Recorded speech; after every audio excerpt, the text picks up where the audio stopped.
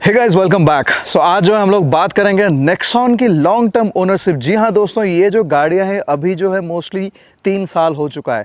सो मेरे पीछे जो है दिवाकर है।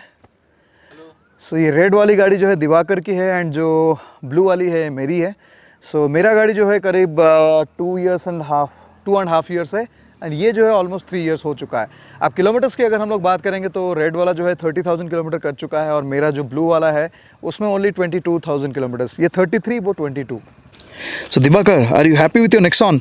ये भी पूछने की बात है बुल्लू भाई। बहुत हैप्पी। बहुत हैप्पी। बहुत हैप्पी। मतलब अभी तक पूरा सेटिस्फाइड रिजल्ट? अभी तक पूरा सेटिस्फाइड रिजल्ट। राइट। तो आप अभी गाड़ी चेंज नहीं कर रहे हो फिर? अभी 3 साल बाद हो गया ये गाड़ी का। अभी भी अगर आप मुझे गाड़ी लेने का होता मैं शायद नेक्सॉन ही लेता। नेक्सॉन ही लेते हैं ना। बहुत सही है। सो दोस्तों अभी जो है हम लोग बात करेंगे इसकी लॉन्ग टर्म ओनरशिप एक्सपीरियंस के बारे में। सो अगर आप देखोगे तो ये दोनों के दोनों जो गाड़ियां हैं इसमें थोड़ी सी डिफरेंसेस है। मेरा वाला जो ब्लू कलर का है ये जो है AMT है and this is not the top model. इसमें अगर आप देखोगे तो अलॉय तो आपको दिख जा रहा है, basically it is all accessory. ये जो है टॉप मॉडल है but it is a manual transmission diesel car. So both of them are diesel cars. So top model और जो मेरा वर्जन एक्चुअली क्या होता है ना, जो अगर आप AMT लेते हो मतलब ऑटो मैनुअल ट्रांसमिशन वाला गियर शिफ्ट पे लेते हो तो इसमें दो ही ऑप्शंस आपको आता है। एक जो है आई मीन दो ही मॉडल्स आता है। एक XMA आता है, एक XZA प्लस ऐसा कुछ है ना, है तो दो ही मॉडल। तो बीच में कुछ नहीं है, तो इसलिए मैंने जो है लोअर वाला लेके और उसमें लगा लिया अलॉय व्हील्स और फॉग लैम्प ये सब कुछ लगा लिया। तो अब बात करते हैं कि यार हमारी एक्सपीरियंस कैसे रहा, क्या क्या चीज़ें हमें पसंद है, क्या क्या चीज़ें हमें नहीं पसंद है। सो दिवाकर, पहला चीज़ ये है कि जब आपने सोचा कि यार नेक्सॉन आपको ख़रीदना है तो आपके पास क्या क्या ऑप्शंस था और आपने क्यों कंसिडर किया आपको नेक्सॉन ही लेना चाहिए ये बजट पे? आई एम श्योर कि ये बजट पे और भी कुछ गाड़ियाँ होगा जो आपने देखा होगा या फिर सोचा होगा, तो आपने नेक्सॉन क्यों लिया? तो being a mechanical engineer automotive industry में मैं काम करता हूँ, तो मैं थोड़ा सा काफ़ी क्लोज इन अंडरस्टैंडिंग है कि अपडेटेड रहता हूँ मैं मार्केट के साथ। तो मुझे पता था टाटा ने जैगुआर लैंड रोवर को ख़रीदा है और टेक्नोलॉजी उसको शिफ्ट की है टाटा में। उन लोगों ने डिज़ाइन और टेक्नोलॉजी सब कुछ उसमें अपग्रेड कर रहे हैं नए वर्जन में। तो उसके लिए मेरा आई काफ़ी पहले से, जब लॉन्च भी नहीं हुआ था, उस जब टियागो का बात था तो उसके टाइम से मेरा आई था कि हाँ ये एक SUV आ रहा है। नेक्सॉन क्यों? नेक्सॉन का रीज़न ये कि मुझे SUV सेगमेंट बहुत अच्छा लगता है और कॉम्पैक्ट SUV ये बेस्ट है। मैं और मेरी वाइफ दो जन ही रहते मैक्सिमम टाइम, तो उसमें कॉम्पैक्ट SUV अच्छा रहता है। ऑप्शंस में आप पूछोगे तो फिर मैं इसके साथ मैंने ब्रीज़ा देखा था। फिर उस टाइम पे तो ज़्यादा ऑप्शंस थे नहीं माइक्रो SUV कॉम्पैक्ट SUV में। और मैंने इको स्पोर्ट्स देखा था। उसके अलावा ऐसे देखने के लिए मैंने थोड़ा सा आपका होंडा सिटी चेक किया था और अबार्थ पुंटो भी चेक किया था मैंने, और पोलो GT भी चेक किया था। तो लेकिन मन पहले से इसी में था और इसी में रह गया।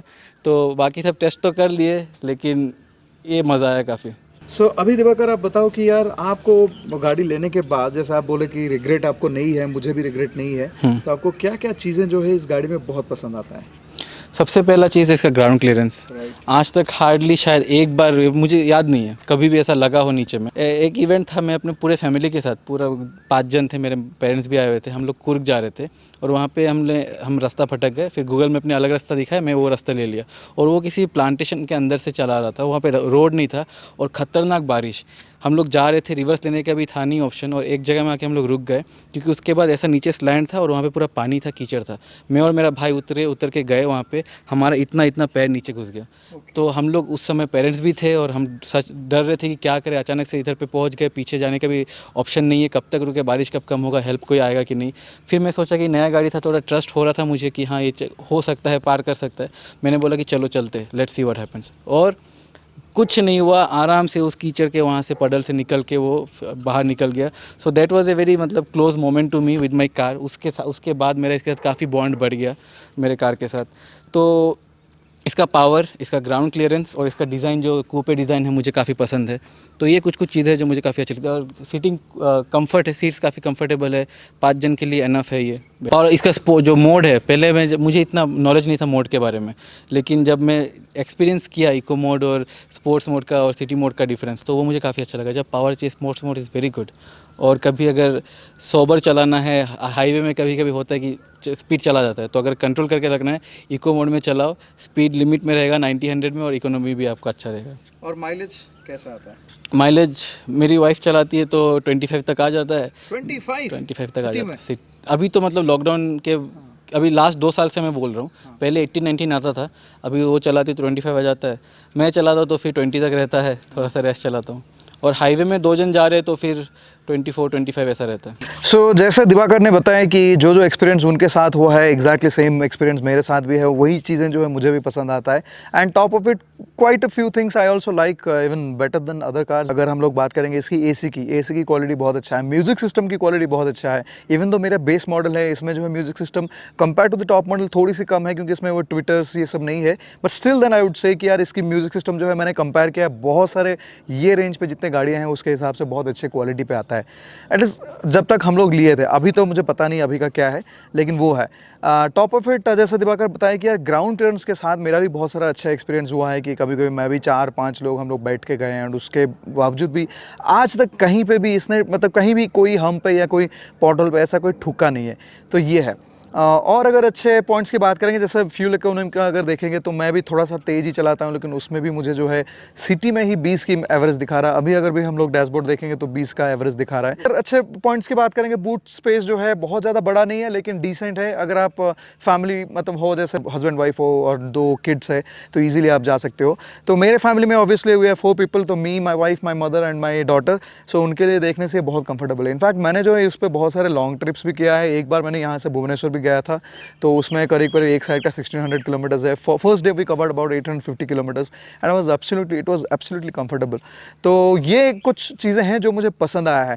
उसके अलावा अगर कुछ और बात करेंगे तो यार टाटा की जो सर्विस क्वालिटी है, टू बी ऑनेस्ट यार बहुत ज़्यादा डेवलप हो गया है। The day I bought this car, the first service experience was not that great. मुझे लगता था कि यार क्या कर लिया मैंने, मतलब टाटा का ले लिया। लोग बोलते थे कि सर्विस एक्सपीरियंस अच्छा हो सकता है, नहीं हो सकता है, ऐसा हुआ। लेकिन ट्रस्ट मी, अभी जो है मैं ये क्या है KHT पे ना, KHT पे हम लोग सर्विस करते हैं, वहाँ पे ट्रस्ट मी मैंने जब भी कोई प्रॉब्लम या कुछ भी बोला है, easily people get it sorted. And बहुत अच्छे टीम है वहाँ पे। जो GM है वहाँ का, वो भी मतलब पर्सनली कनेक्टेड रहते हैं, he takes care of the things. तो सर्विस की एक्सपीरियंस आज तक जो है बहुत अच्छा रहा, कस्टमर सर्विस बहुत अच्छा है। एंड इस गाड़ी पे जो है मैंने अभी तक टू बी ऑनेस्ट बहुत बड़ा कुछ प्रॉब्लम्स फेस नहीं किया है, सिवाय 2-3 छोटे छोटे प्रॉब्लम्स है जो मैं शेयर करूँगा इसके बाद। उससे पहले हम लोग जान लेंगे कि इस गाड़ी के बारे में सब कुछ तो अच्छा है, चलो सब कुछ अच्छा लग रहा है, अब क्या वो चीज़ें हैं जो अच्छा नहीं लगता है, तो वो बात करते हैं पहले दिवाकर से, फिर उसके बाद मैं अपना एक्सपीरियंस भी शेयर करूंगा। आपने बोलने के बाद हम लोग 10 मिनट वेट किए, सोचे कि क्या क्या है, उसके बाद हम ये रिकॉर्ड कर रहे हैं। बहुत ज़्यादा कुछ नहीं बहुत है। ज़्यादा नहीं है, 3 साल के बाद भी मुझे 10 मिनट सोचना पड़ रहा है कि क्या क्या इसमें मतलब निगेटिव पॉइंट्स है। एक चीज़ जो है, इसका AC वेंट अभी तक 3 बार मेरा जो नॉब से वो टूट जाता है इसके बाद। सो ये एक कॉमन प्रॉब्लम है, इवन मेरे साथ भी हुआ है, 3 बार टूट गया है और इसके वजह से मैंने रिप्लेस किया है। थैंकफुली मेरा हमेशा जो है वारंटी में रिप्लेस हुआ है, I have not paid anything. अच्छा, मेरा एक्चुअली अभी भी टूटा हुआ है। लास्ट सर्विसिंग किया था, उसके बाद टूट गया। अभी नेक्स्ट जब जाऊंगा तब कराऊंगा, तो उस अभी तो पैसा लगेगा। उसके बाद मेरा जो नेक्स्ट प्रॉब्लम मुझे लगता है कि फिर से इसका जो गियर शिफ्ट है वो कभी कभी थोड़ा सा हार्ड हो जाता है। सर्विसिंग के बाद ठीक रहता है, आफ्टर फ्यू मंथ्स थोड़ा सा फिर से हार्ड हो जाता है। फिर से उनको बताना पड़ता है, बोलते हैं कि कुछ नॉब है जो ढीला हो जाता है, उसको फिर से टाइट करते हैं। तो वो एक रिपीटेबल ये है जो मुझे करना पड़ता है। और हाँ, इसका मुझे लाइट थोड़ा सा बेटर हो सकता था। हेडलाइट का बेटर। दिवाकर, हेडलाइट जो है कॉमन प्रॉब्लम हो गया है सब गाड़ियों के साथ, बिकॉज ऑफ द नॉर्म्स। ये लोग बहुत ज़्यादा ब्राइट लाइट्स ऐसा कर नहीं पाएंगे, सो कुछ नहीं कर सकते। कुछ नहीं कर सकते। आगे चल के जितने भी गाड़ी आएगा और खराब आएगा। जो LEDs है वो एक्चुअली मुझे लगता है वो और भी खराब है। फॉग में भी काम नहीं आएगा वो। फॉग में नहीं है, जब बारिश हो गया तब नहीं आएगा काम। तो बहुत सारा प्रॉब्लम्स है। मेरा एक्सपीरियंस अगर आप बात करोगे तो जो दिवाकर ने बताया, जो AC की वेंट की प्रॉब्लम है, वो एग्जैक्टली मेरे साथ भी होता है। आपको दिखा दूंगा एग्जैक्टली क्या होता है। दिवाकर आ जाओ अंदर, दिखाते हैं। सो ये बेसिकली अगर आप देखोगे तो ये जो है, ये जो नॉब्स है, ये छोटे छोटे नॉब्स है ना, ये जब आप लेफ़्ट राइट करते हो कभी कभी ये स्मूथली ऑपरेट नहीं होता है एंड ये खट करके टूट जाता है। तो ये बेसिकली मेरा 2-3 बार टूटा है, लेकिन थैंकफुली अभी तक जो है हमेशा वारंटी पे ही रिप्लेस हुआ है। But this is not cheap, this is about I think 600-700 rupees. So लेकिन बात तो 600-700 रुपये का प्रॉब्लम नहीं है, लेकिन ये गारंटी नहीं है कि फिर से नहीं टूटेगा। तो मुझे लगता है कि ये थोड़ी सी जो है टाटा को डेवलप करना ज़रूरी है, मतलब थोड़ा बेटर करना ज़रूरी है। आई एम नॉट श्योर कि हो सकता है नया वाला मॉडल में थोड़ा सा चेंजेस ये लोग लाए होंगे, बिकॉज आई एम श्योर कि टाटा जनरली क्या है ना, जो ऑब्जर्वेशंस लेके फिर मतलब जो सजेशंस सब लेके अपने प्रोडक्ट्स को बहुत अच्छी तरह से डेवलप करवाते हैं। तो मैं उम्मीद करता हूँ कि वो ठीक हो जाए। सेकंड जो मेरा प्रॉब्लम है, सेकंड क्या एक्चुअली वो प्राइमरी प्रॉब्लम है जो मेरे साथ डे 1 से हो रहा है। एंड टू बी ऑनेस्ट अभी भी वो प्रॉब्लम फिक्स नहीं हुआ है। सो वो है कि ये गाड़ी में ना कभी कभी जैसे 110 और 20 पे अगर आप चलाते हो थोड़ी सी वर्बल फील होता है, मतलब आपको एक कोई स्पीड पे लगेगा कि गाड़ी जो है ऐसे ऐसे थोड़ा सा वर्बल हो रहा है। अब ये मेरे साथ हुआ था जब मैंने गाड़ी ख़रीदा तब से हुआ था, एंड तब से लेके आज तक मैंने 2-3 बार जो है टाटा को मतलब सर्विस सेंटर्स पे बोला है। So most of the time what they do is they fix the alignment और बैलेंसिंग ऑफ द व्हील्स, जो कि एक कॉमन चीज़ है कि सबको लगता है कि ये बैलेंसिंग का प्रॉब्लम होगा तो वो कर लेते हैं, लेकिन फिर दोबारा जब हम लोग हाईवे पे जाते हैं और फिर चलाते हैं फिर वो सेम प्रॉब्लम फेस करता हूँ। इस बार भी मेरे साथ वही हो रहा है कि मैंने हाईवे पे लिया था थोड़ा सा, वो फिर भी मतलब प्रॉब्लम जो है फेस कर रहा हूँ। अब ये एग्जैक्ट प्रॉब्लम जो है आदि की गाड़ी पे भी होता था, उसके पास भी सेम कलर की नेक्सॉन है, AMT वाली मॉडल है एंड टॉप मॉडल गाड़ी है, उसके साथ भी वही हो रहा था कि हाईवे पे 110 से 120 के अंदर वर्बल हो रहा था। तो उसने जाके 2-3 बार चेक कराया, देन फाइनली जो उनको समझ में आया कि क्या प्रॉब्लम था वो था डिस्क रोटर की। सो बेसिकली ये एक नोन प्रॉब्लम है जो कि कुछ नेक्सॉन और कुछ हैरियर के साथ आता है। तो वो कोई कोई तो ब्रेक की यूनिट है जो कि इधर आई थिंक रोटर है कि कुछ तो था, मुझे ठीक से याद नहीं, बट जो भी हो वो ब्रेक वाले यूनिट पे ही रिप्लेसमेंट हो रहा है। अब आदि की गाड़ी पे वो रिप्लेसमेंट हो गया है, उसके बाद से उसका वो प्रॉब्लम नहीं है। So this seems to be like a manufacturing defect. So I am sure कि नेक्स्ट टाइम जब मैं जाऊंगा फिर से दोबारा इनको फीडबैक शेयर करूंगा। The problem most of the time what happens is कि जो सर्विस सेंटर्स रहता है वो सिटी के अंदर रहता है। अब हाईवे पे जाके वो लोग टेस्ट नहीं कर पाते हैं, because you have to ride the vehicle at 110 120 then to understand कि what is the problem. So इसीलिए इस बार मैं सोच रहा हूँ जब जाऊँगा वो चीज़ बोलूँगा। आई एम श्योर कि मुझे लगता है कि वो लोग अगर वो पार्ट रिप्लेस कर लेंगे, आई विल ऑल्सो कॉल आदि या फिर उसकी जो जॉब सीट है वो लेके जाऊँगा ताकि ये लोग डायरेक्टली आइडेंटिफाई कर सकते हैं। आदि जो है वो कोई और सर्विस सेंटर में करवाता है, मैं KHT में करता हूँ, बट आई एम श्योर कि वो लोग फिक्स कर देंगे। तो ये है। अगर हम लोग बात करेंगे तो इस गाड़ी पे जो मैं खरीदने के बाद से मुझे बहुत ज़्यादा एक्सपेंसेस कभी हुआ नहीं है। अगर सर्विस की भी हम लोग बात करेंगे तो रेगुलर सर्विस जो है, अगर ऑयल वेल सब चेंज होता है उसके बाद भी 5,000 के आसपास सर्विस आता है। आई डू अंडरस्टैंड कि आप अगर कोई भी ब्रांड की गाड़ी कोई भी शोरूम को सर्विस सेंटर को लेके जाते हो, वहाँ पे वो लोग जो है लिस्ट ऐड करते रहते हैं कि कभी बोल देंगे आपको फ़िल्टर डालना है, कभी बोलेंगे अंडर बॉडी पेंट प्रोटेक्शन करना है, कभी बोलेंगे इंटीरियर क्लीनिंग करना है, ऐसे बहुत सारी चीज़ें जो है वो डालते जाते हैं। अगर वो लिस्ट आप डालते जाओगे तो हो सकता है कि आपकी सर्विस कॉस्ट जो है 6 से 7,000 या 8,000 रुपये आएगा। बट अगर आप नॉर्मल सर्विस करवाते हो, अगर आपको पता है कि चलो ठीक है मेरा AC वेंट्स ये सब क्लीन है, मतलब अगर आपको फील होता है कि ये सब चीज़ों की ज़रूरत नहीं है, अगर कर लेते हो तो अच्छी बात है, अगर ज़रूरत नहीं आपको लगता है, इन दैट केस इसकी सर्विस कॉस्ट वही 5,000 के आसपास आता है, विच इज़ वेरी रीज़नेबल। अगर आपके आज के डेट पे आप देखोगे, देखो मेरे पास इससे पहले जितने सारे गाड़ी रहा है उसमें मैं देख रहा हूँ कि इसकी सर्विस कॉस्ट सबसे सस्ती है एंड इसकी स्पेयर कॉस्ट भी बहुत सस्ती है।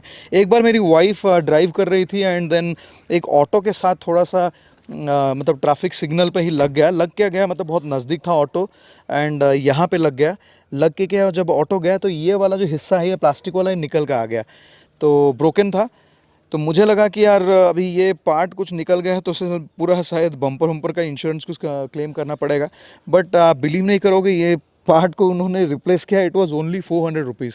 सो 400 रुपये में काम तमाम। अगर आप कोई और बम्पर देखोगे जिसमें ऐसे ब्लैक कलर ऐसे मैट फिनिश वाला पार्ट नहीं होता है, इन दैट केस आपकी बम्पर जो है इधर टूट जाता है या फिर निकल जाता है या फिर स्क्रैच हो जाता है। इन दैट केस आपकी पूरी की पूरी जो बम्पर है उसको इधर रिप्लेस करना पड़ता है या फिर पेंट वेंट करके डेंट फिक्स करना पड़ता है। But this was so simple. अगर आप देखोगे जो जो सब प्रोन एरियाज़ है, जैसे ये हो गया प्रोन एरिया, ये भी सेम है, बहुत जगह पे घिस जाता है जो कि थोड़ा बल्ज्ड आउट है। एंड सिमिलरली पीछे वाला ये हिस्सा भी अगर आप देखोगे तो ये सब बल्ज्ड आउट है, तो यही सब हिस्सा जो है घिसता है। अगर आप पीछे की तरफ भी आओगे, अगर कोई बाइक वाइक आके आपको टकराता है तो आप देख सकते हो कि यहाँ पे भी ये मैट फिनिश वाला हिस्सा है, नॉट दैट कि पेंट वेंट में कुछ प्रॉब्लम होगा। जनरली मैट फिनिश पे आपको स्क्रैच वैच तो पता ही नहीं चलता है। एक और बार मेरे साथ हुआ था कि एक स्कूटर जो डिलीवरी बॉय था, एक टर्न पे मैं ऐसे यू टर्न ले रहा हूँ एंड वो तेज़ी से आया और धड़ करके लगाया, मैं पूरा फील किया, गाड़ी मेरा हिल गया। तो मुझे लगा कि यार गया काम से कुछ तो सारा तोड़ दिया। मैं गुस्सा होकर बाहर निकला तो वो बोला sorry sir sorry sir sorry sir. मैं बोला चलो छोड़ दो क्या करेंगे, बट ऑनेस्टली मैंने उसके बाद आके देखा तो गाड़ी पे कुछ भी नहीं हुआ था, यहाँ कहीं तो छोटा सा स्क्रैच था जो दिखा भी नहीं। तो मुझे लगा कि यार ये सही है, बिल्ड क्वालिटी बहुत अच्छी है एंड बहुत अच्छी तरह से जो है केयर लिया गया है, पार्ट्स को वैसे बनाया गया है कि छोटे मोटे चीज़ों से आपको कोई तकलीफ नहीं होगा, अगर होता भी है तो बहुत सस्ते में रिप्लेस हो जाता है। तो ये और भी एक एडवांटेज है। तो ओवरऑल अगर मैं अपनी एक्सपीरियंस की बात करूँ तो यार बहुत ज़्यादा कुछ प्रॉब्लम्स नहीं। I am really happy with this car. मुझे लगता है कि आज के डेट पे भी ये कार बहुत वैल्यू ओन करता है। अगर आप ये सेगमेंट पे एक कार ख़रीदना चाहते हो, टाटा ने एक बहुत अच्छी प्रोडक्ट बनाया है। देखो, टाटा का पहले वाला प्रोडक्ट्स और अभी के प्रोडक्ट्स में बहुत सारे डिफरेंसेस है। डिज़ाइन में बेहतर है, टेक्नोलॉजी बेहतर है, हर तरह से बहुत अच्छा लगता है। अब आप अगर पूछोगे कि क्या ये आपकी गाड़ी बहुत साल रहेगा, तो मेरा तो थोड़ा ओपिनियन चेंज है। मतलब गाड़ी के बारे में ऑब्वियसली ओपिनियन चेंज नहीं है, लेकिन मेरा थॉट प्रोसेस थोड़ा चेंज हो रहा है। उसकी वजह से मैं जो है चेंज करने वाला हूँ। प्लान तो वही है। अभी तो फ़िलहाल नेक्सॉन है मेरे पास, लेकिन एक और गाड़ी है जो खटक रहा है मेरे दिमाग में बार बार। उसकी बुकिंग भी मैंने करवा लिया है। अब वो कौन सी गाड़ी है उसके लिए हम लोग बात करेंगे नेक्स्ट वीडियो पे। पूरा डिटेल के साथ आपको बताऊँ कि मैंने कौन सा गाड़ी प्रेफर किया है, और उसके बाद नेक्सॉन को मैं रख रहा हूँ कि बेच रहा हूँ कि क्या कर रहा हूँ, सारे के सारी चीज़ों के बारे में बात करेंगे नेक्स्ट वीडियो पे। सो ये कुछ ओपिनियंस था। तो दिवाकर, मुझे लगता है कि हम लोगों ने मोस्ट ऑफ द थिंग्स जो है कवर कर लिया। आपको कुछ और बोलना है? इतना बोलना है कि वो वॉबलिंग इशू मुझे कभी फील नहीं हुआ है। मैंने 100 में कभी फील नहीं हुआ। नहीं हुआ। तो वही है कि यार कुछ गाड़ियों के साथ हाँ, वो है। हाँ। राइट। दिवाकर, आपने क्या क्या एक्सेसरीज इंस्टॉल किया अपने गाड़ी पे? एसेसरीज भी अगर देखोगे टाटा में इतना कुछ तो सब कुछ लोडेड आता सब कुछ लोडेड आता है। मेरा तो टॉप मॉडल है, तो मुझे कुछ लगा नहीं। बस मैंने सीट कवर एक लगाया है। राइट। आप भी एलिगेंट की सीट कवर? मैंने भी एलिगेंट का सीट कवर लगाया। एलिगेंट का ही लगाया। तो ये काफ़ी अच्छा सीट कवर ये लगाया, और बस फुट मैट। राइट। उसके अलावा और हाँ, मैंने बस ये रेन गार्ड बोलते हैं इसको, अच्छा। खिड़की के बाहर जो। हाँ हाँ हाँ। तो थोड़ा सा बारिश में हल्का सा खुला रखो तो अंदर नहीं आता पानी।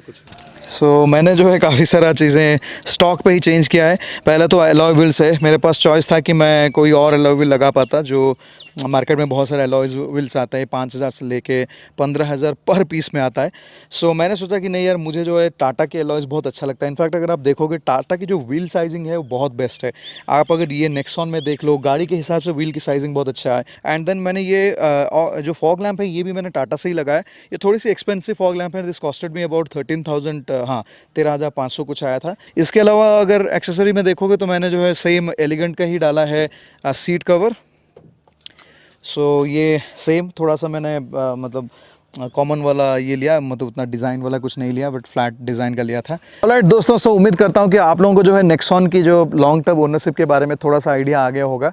तो जैसे मैंने आपको बताया कि मेरा गाड़ी जो है 20,000 किलोमीटर कर चुका है, 22,000 किलोमीटर, और ये जो है 33,000 मतलब 33,000 किलोमीटर कर चुका है। अभी तक कोई मेजर ऐसा मेंटेनेंस नहीं है। अभी मेरे गाड़ी पे जो है P2P भी है, प्रॉमिस टू पे। इसमें जो है आपकी ब्रेक पैड्स और आपकी जो वाइपर ब्लेड और बहुत सारे wear and tear parts including the clutch plate and I think और क्या आता है, सस्पेंशन भी उसमें कवर हो जाता है। लेकिन अभी तक कोई भी वैसा प्रॉब्लम नहीं आया है, कोई भी मेजर प्रॉब्लम्स अभी तक नहीं आया है। बहुत सेटिस्फाइड हैं हम लोग। सो दोनों के दोनों सेटिस्फाइड है। इनफैक्ट आप कोई भी टाटा नेक्सॉन के ओनर के पास जाओगे तो वो लोग सेटिस्फाइड ही आपको मिलेंगे। ओवरऑल आपको बताता हूँ।